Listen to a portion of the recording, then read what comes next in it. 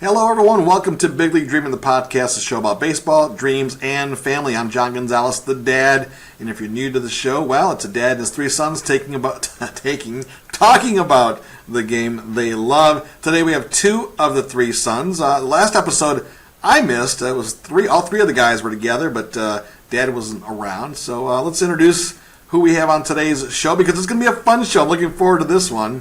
I might take a little ribbing as well, but we'll tell you what the theme is of today's podcast. First, again, let's introduce who is on the show today. Joining us from Charlotte, North Carolina, is the oldest son, Zach Gonzalez. How you doing, Zach? I'm doing great. It's postseason time for college baseball. They're doing the conference tournaments, and regionals will be here before we know it. So looking forward to the round of 64 getting announced and the road to Omaha starting very soon. Yeah, in fact, a friend asked me if we were doing our predictions for Omaha, and I'm like, yeah, oh my gosh, it's that time of year, right? We need to definitely do that.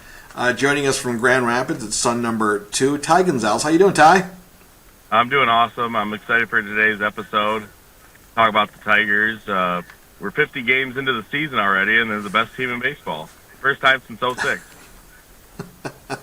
The best team in baseball, you heard it there, right? And I didn't even have to say it. Yes, we are talking today about the Detroit Tigers. I'm based in I'm based in Saginaw. Ty's based in Grand Rapids. But I'm a lifelong Tigers fan, and really excited about what's going on with this team. Just for the record, also we should tell you that son number 3 is Zane Gonzalez. I got a text from him a few minutes ago. He's busy doing some recruiting things. He is the associate head coach at Indiana University at South Bend, and he is the Red Sox fan. Ty is the Mets fan, and Zach in North Carolina is the Mariners fan, which makes a lot of sense, right? Zach, do you run into a lot of Mariner fans out there in the Carolinas? No, I don't. I was actually texting my Mariners buddies the other day about seeing Mariners gear in person, because I rarely see Mariners gear, and whenever I do see it, it's just I told them that it's like seeing a disco ball with the brightness turned all the way up. It's just blinking in my face whenever I see it, because I never see it. So whenever I do go to Seattle and I see it everywhere, I'm extremely overwhelmed. You're like, what's going on here, right? Yeah. It must be so weird to be walking around downtown and just see Mariners gear everywhere. How cool is that? And Ty is our Mets fan, and Mets and Mariners are having great seasons too. I mean, it's all of our teams are doing well. Yeah, Mets are playing really well. They barely avoided the sweep from Boston last night. They're not playing very well on the road, but they're 17-5 at home. So they're winning almost all their home games, but they're under 500 on the road. So they gotta kind of adjust to the road life and play better on the road. Speaking about a team that's playing well on the road, the Detroit Tigers. Not only are they the best record in baseball as of today, May 22nd of 2025, they just finished up a road trip where they went 15-7. You're gonna be in any race if you can pull off 15-7 on the road. Overall, they're at 33-17, the first team to hit 33 wins. The last 2 times the Tigers won at least 33 of their first 50 games, they also won the American League pennant in '84 and 2006. So we're talking about this Tigers team, which I had my reservations about in our preseason podcast. A lot of injuries, and I didn't know if they'd be able to overcome them. I didn't predict them to be this good. Zach, big surprise do you think the Tigers are this year? I mean, I'm surprised. I guess we shouldn't be surprised considering that run that they had at the end of last year. And then they re-signed Jack Flaherty to bring him back, so you knew you kind of had a surefire starter to be there to pair with Tarik Skubal, and you knew you had Jackson Jobe coming up with a little bit of experience from last year, one of the biggest pitching prospects in all of baseball, in Jackson Jobe. I think it was very unexpected to get kind of the production that they're getting from Gleyber Torres, signing him in the offseason, and then this turnaround resurgence of Javi Baez and Spencer Torkelson putting it together. It's kind of like how hitting is contagious, and all these guys are just clicking right now. I really hope they can keep it up throughout the summer. Ty, you must be surprised as well. Although you follow the prospects like Zach. The Tigers have always been have had a rich farm system. We see them in West Michigan for the Whitecaps. These guys coming through, but you had to be surprised too how well the Tigers have started the 25 season.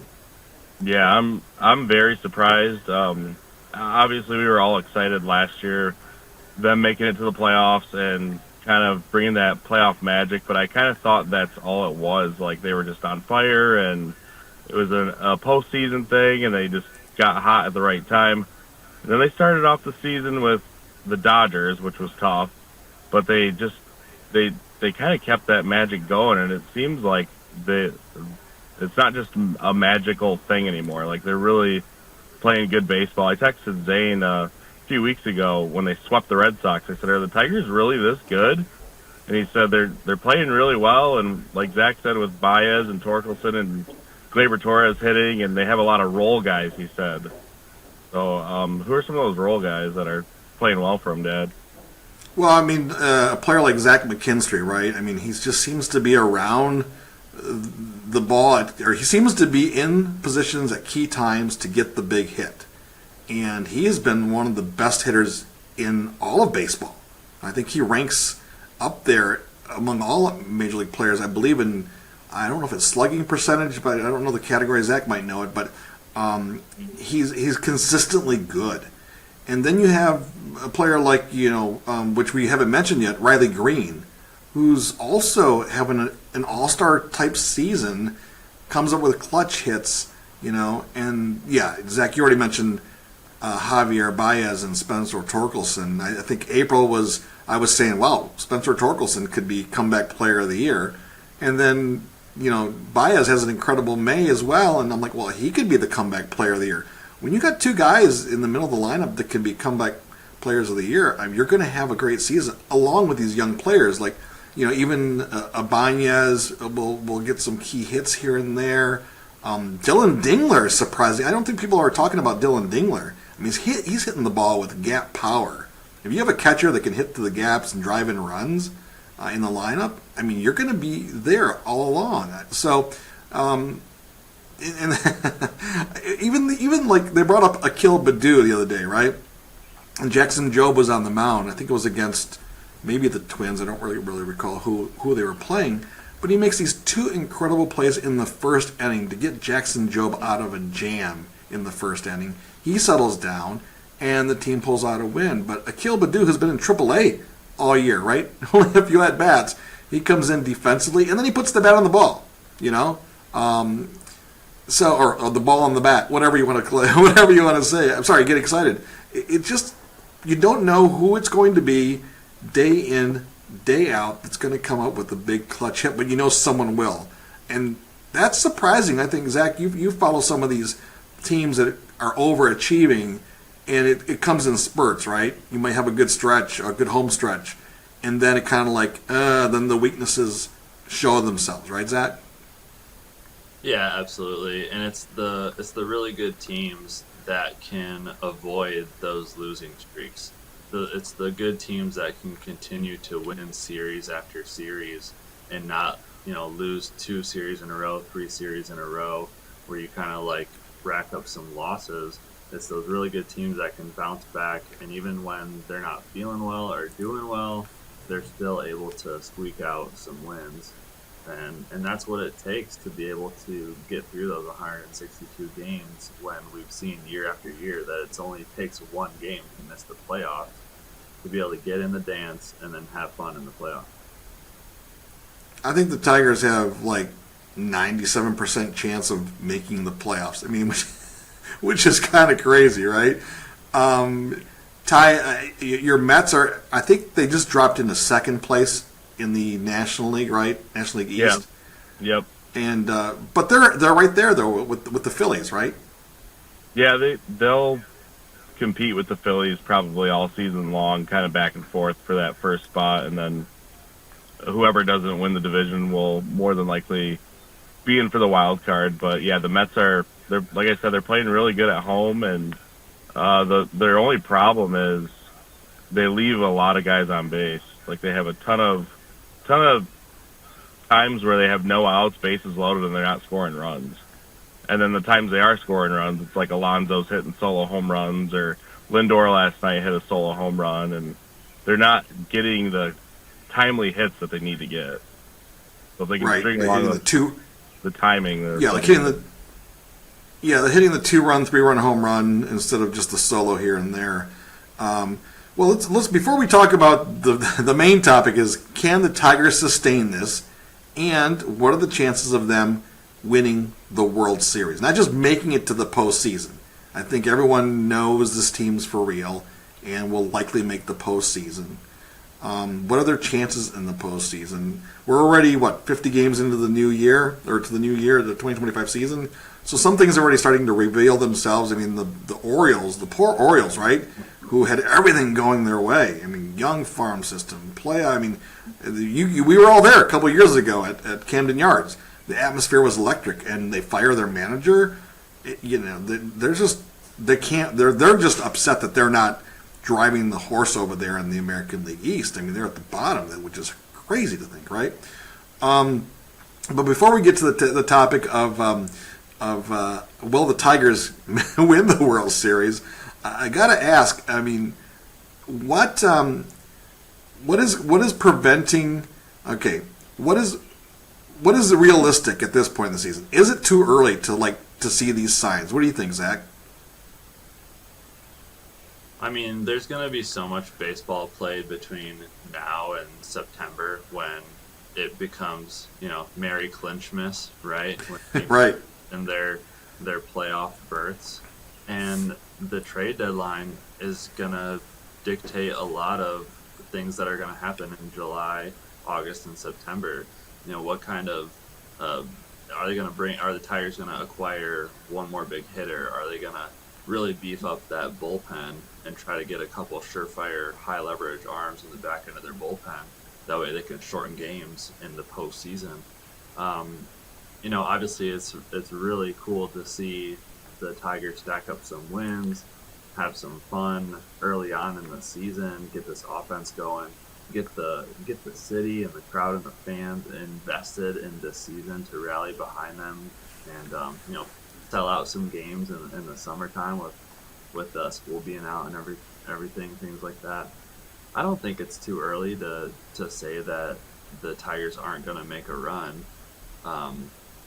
The thing that the Tigers have going for them is that they're in the American League. So when you look at the landscape of baseball and you see the National League is just loaded. So you have the Mets, the Phillies, right? The Cubs, Dodgers, Giants. There's 5 teams right there that are Padres.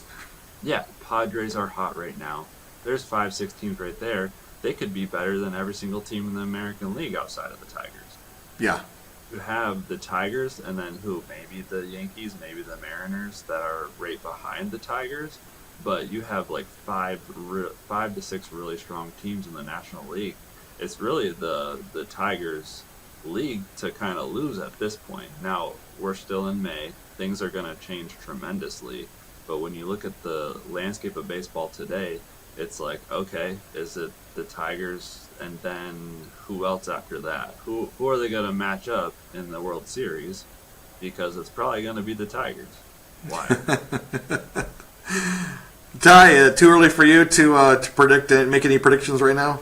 I think it is pretty early, but also we're a third of the way there too. On the other hand, I mean, it's the next 2 months, June and July coming up, I think is gonna be really crucial leading into the All-Star break. I think if they can keep this up for the next 2 months and go into the All-Star break kind of how they are right now, I don't think it's too early to say that they will definitely be in the playoffs.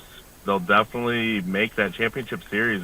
I think it's kind of feeling like how it was in 2006. You had Verlander leading the charge. You kind of have Skubal leading the charge for the pitching staff.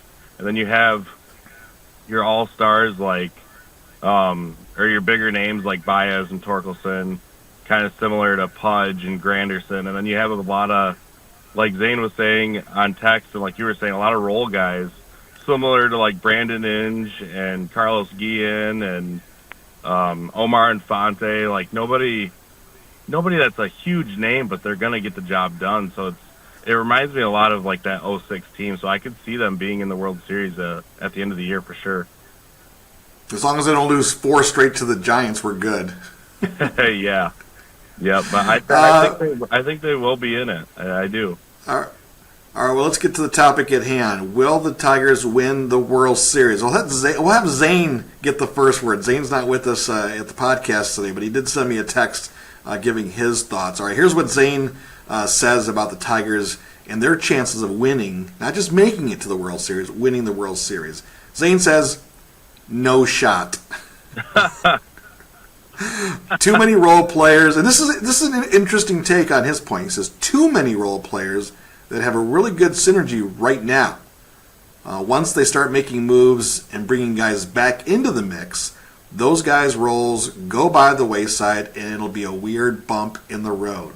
It'll be hard for them to bring guys from the IL and fit them into this team chemistry they have. He makes a really good point. I mean, Parker Meadows should be back soon in the outfield, and the outfield is jam-packed. Javi Baez is getting those starts in center field, right? The other day, Riley Green was DHing. I'm like, who's DHing today? It can't be Riley Green. He's our center fielder. No, it's Javi Baez, right? I mentioned that Akil Baddoo was up for a cup of coffee there. Carpenter, how do you take him out of the lineup? He's in right field. He makes a good point. I mean, the guys are going to get healthy, and what's going to happen when these guys come off the injured list and try to make their way in? I don't know if it gets weird though, because someone else is going to get hurt. That was my reservation, right? You remember at my preseason prediction, too many guys were hurt, too many what ifs. They have seemed to counter that, but through the course of a long season, like both of you said, plenty of baseball to play. Players are going to need days off. Players are going to get hurt. You're going to have more IL guys. I think they keep this going. I don't think this stops them. How about you guys, Zach? I think the Tigers are playing their best baseball right now. So I don't know if they can sustain this. It'll really depend on who they can bring in at the trade deadline. Now, when we look at the Fangraphs website, it gives you projections. They have the Tigers at 8.3% chance to win the World Series. And that's the second best in the American League behind the Yankees at 14%. And it's the fourth best overall in baseball behind the Dodgers at 20% and the Phillies at 9.3%. So 8%, it's pretty good, but it's going to change a lot. I don't think that they'll win the World Series. I think they have a really good shot at making the AL Championship Series, and I could totally see them going to the World Series.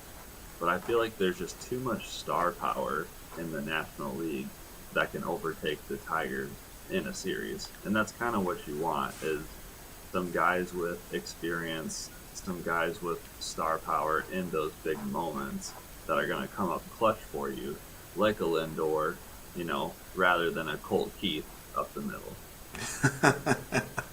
I agree with you there. I think that getting to the World Series, I can see it happening, but they're going to have to bring. So the key for me will be the trade deadline. Mm-hmm. So a friend of mine here at work, who you guys played against back in the old college days, his name is Chad Cook, and Chad's saying that the trade deadline, they've got to go out and get some arms in the relievers, because the relievers aren't as strong as they were last year, and that's where they're struggling. Not a lot of whiffs, not a lot of swings and misses. So he's concerned about the bullpen, and you're starting to see like they're going to this bullpen game now with some injuries. I think Casey Mize is coming back here from the IL. So you're starting to see the need for bullpen arms. So trade deadline would be good. I don't know hitting-wise. I mean, that was my concern early in the year, that they wouldn't get enough runs, production, to counter the great pitching. But they're scoring runs, so I don't think that's a problem. I think they'll be okay scoring runs. It's the bullpen that they definitely need some help. But they have A.J. Hinch and what he did those last couple months with those bullpen games, with monitoring, managing those arms. And not being creative, they're gonna make it happen in some way, shape, or form. Yeah, or they're going to trade for someone that Scott Harris, GM, and AJ Hinch. They're scouting all their scouting department. They're scouting these arms out there, right?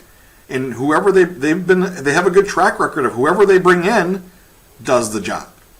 And these middle relievers, as you know, Zach, you can see them in AAA there in Charlotte, right? They're throwing triple digits. I mean, high 90s, triple digits is not uncommon anymore. It's not uncommon in the major leagues. It is pretty uncommon still in AAA. I only see triple digits, maybe like one arm in each team's bullpen that can do that. Most of those guys. Most of those guys are what? Most of those guys are in the big. If you're throwing 100, Yeah. Zarowski for the Brewers, he's not going to Asheville for much. Right. No. Good point. Good point. You see a lot there. But now I've been watching, Tarek Skubal, who, remember I said I did predict this at the beginning of the season. I said Tarek Skubal MVP. You're like, yeah, right. This guy's maybe Cy Young again, but MVP. I mean, you watch him pitch, right? You said he's must see. That if you're going to be at a Tigers game this year, you want to see him pitch. Anything could happen. I mean, who knows where this guy's going? It seems like the ceiling's the limit for this guy, right? Yeah, I mean, if Judge comes down to earth and doesn't hit 400 this season, Skubal has a shot at MVP. Yeah, Judge looks unbeatable. Well, we had Ty there. I think he just skipped out for a second. He might have had to head back to his day job. So we're not going to get his final take on it, but maybe he'll insert it later in the podcast. But all right, so overall, World Series, Tigers, yes, no? To win, I say no. Wow, Zane says no. Ty, I don't know what Ty would say. Well, hopefully he can insert what he has to say. What do you think Ty would say? Ty will say, I don't know. I think Ty's going to say yes. And for me, I'm going to stick with my earlier prediction from this year. Not going to make it. Not even make it to the World Series. And the reason I'm doing this is now superstition. So at the beginning of the year, I said no way. It was a good run. They're going to have a great season. They're going to win a lot of games. It's going to be fun at Comerica. As you know, as a season ticket holder, I'm there a lot. And the games have been so much fun. Oh my gosh. We've been having a great year, going to as many games as possible. And so if I don't want to jinx them and say that, oh yeah, they're going to the World Series, they're going to win it all this year. I don't want to jinx them. Yeah, especially after, for me, experiencing a 10-game lead in first place in the AL West and then missed the playoffs completely by one game last year. They had a 10-game, I think it was like first week of June, and they missed the playoffs. Like, if that can happen, then anything can. Yeah, there's so much, like I said, so much baseball to play. All right, so I guess we're going to wrap things up here. We got a message from Ty. Something about his mic. You never know with that guy, right? All right, all right, so he says, okay, Ty said, I'm right. I know my son. He says, yes, they will win it. Ty says the Tigers will win the World Series. He says, based off of what they're able to do last year, make it into the playoffs when they had absolutely no chance of making it, why can't they win it all this year? As long as they can continue to play like this for a few more months, there's no reason why they can't win it all.